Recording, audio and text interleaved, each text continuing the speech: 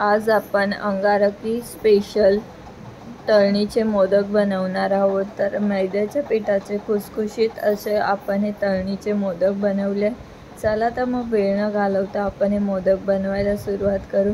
त्यासाठी आपण इथे नारळाची अर्धी वाटी किसून घेतलेली आहे। इथे तुम्ही बघू शकता, तुम्ही ही मिक्सरला बारीक करून सुद्धा घेऊ शकता।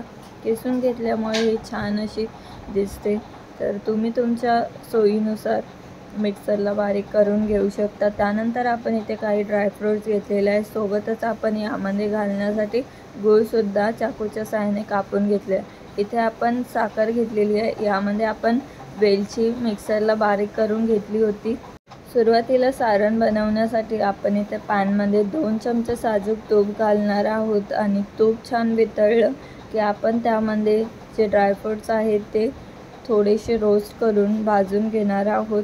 तर हे ड्रायफ्रूट्स भाजून झाले की आपल्याला त्यामध्ये किसलेल्या नारळाचा कीस घालायचा आहे आणि तो सुद्धा 2 ते 3 मिनिटासाठी कमी फ्लेमवरती आपल्याला तो परतून घ्यायचा आहे। कंटिन्युअसली आपल्याला हा छान मिक्स करायचा आहे, जेणेकरून तो खाली लागायला नको।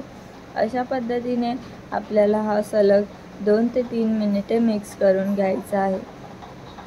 नारळ छान मिक्स झालं की आपल्याला त्यामध्ये गूळ घालायचा आहे आणि गूळ घातल्यानंतर गूळ आहे तो हळूहळू वितळायला सुरुवात होईल, त्यामुळे गूळ छान वितळून घ्यायचा आहे।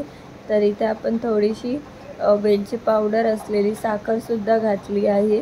तर आता हे गूळ आणि साखर छान मेल्ट झाल्यानंतर इथे तुम्ही बघू शकता सारण आहे ते थोडंसं पातळ झालेलं आहे। तर आपल्याला थोडंसं 1 मिनिटासाठी आणखी याला परतून घ्यायचं आणि इथे आपलं हे सारण तयार झालेलं आहे। आता हे सारण आपण थंड होण्यासाठी ठेवून देणार आहोत। आता आपण पीठ मळूया।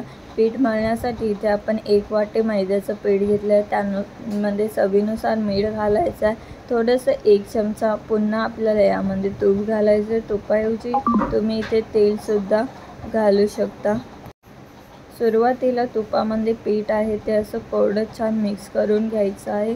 छान मिक्स झाल्यानंतर आपण ते पीठ हातात घेऊन बघायचं, अशा पद्धतीने मोठे तयार व्हायला पाहिजे, म्हणजे आपलं पीठ आहे ते छान खुसखुशीत होतं। त्यानंतर थोडं थोडं पाणी घालून आपल्याला याला पिठाचा गोळा मळून घ्यायचा आहे। तर अशा पद्धतीने इथे आपलं पीठ मळून तयार झालेलं आहे।